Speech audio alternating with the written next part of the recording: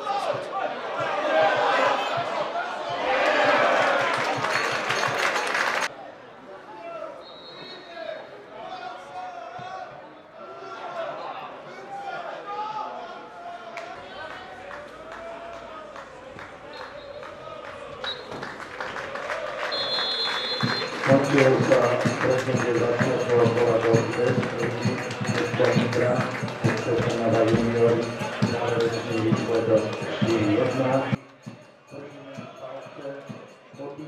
Prajem vám pekný piatkové večer, vítam vás na tlačovej konferencii po stretnutí FC Nitra a FC Spartak Trnava juniori, ktoré sa odohralo v rámci 20. kola Doxbet ligy Západ.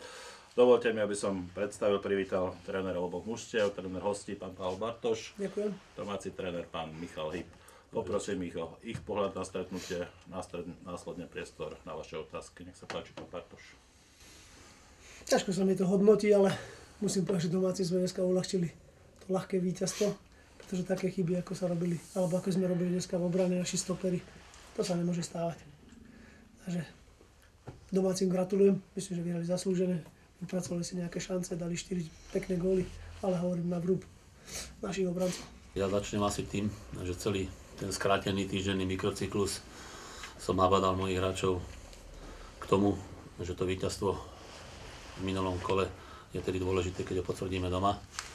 Ešte celý tých 5 dní sa nieslo asi v tomto v kabíne. Som rád, že hráči to zobrali za svoje. Prakticky od pondelka bolo vidieť veľká aktivita na tréningu, tešili sa na tento zápas. Samozrejme, vedeli sme, s kým máme dočinenia, mladé, behavé, bojovné mužstvo. Som veľmi rád, že sme jednoznačne vyhrali Aj keď tým chybám, ktorý tu kolega spomínal, sme ich prinútili my takým zvýšeným pohybom, zvýšenou aktivitou, veľmi dobrou organizáciou hry. Zase trpíme trošku na tú efektivitu, pretože aj keď sme dali 4 góly, ale také šance, aké mal Matúš Paukner alebo Ivančík dvakrát, tam išiel sám na brankára, alebo Jožo Urblik prvý polčas, Mišo Rakovan, mali by sa premieňať.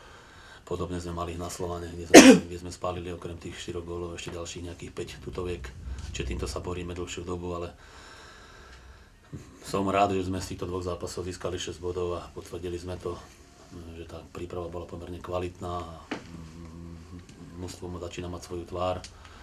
I keď sme sa samozrejme zase nevyhovorali nejakých ľahkých nevinútených chýb po zbytočne inkasovanom góle.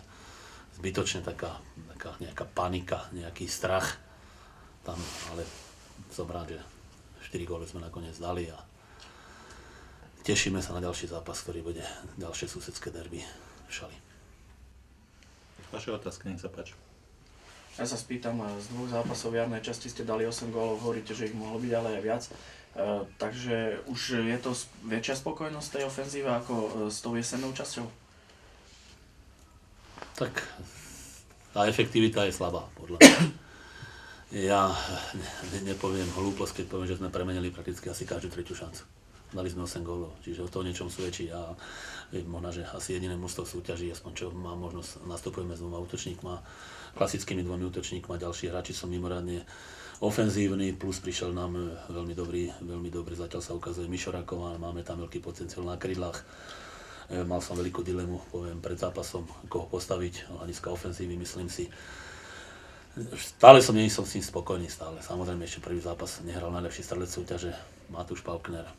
Je tu ešte roboty, ale 8 gólov za 2 zápasy moc musím nedáva. Čiže s tým by som mohol byť spokojný, ale s tou efektivitou ešte nie.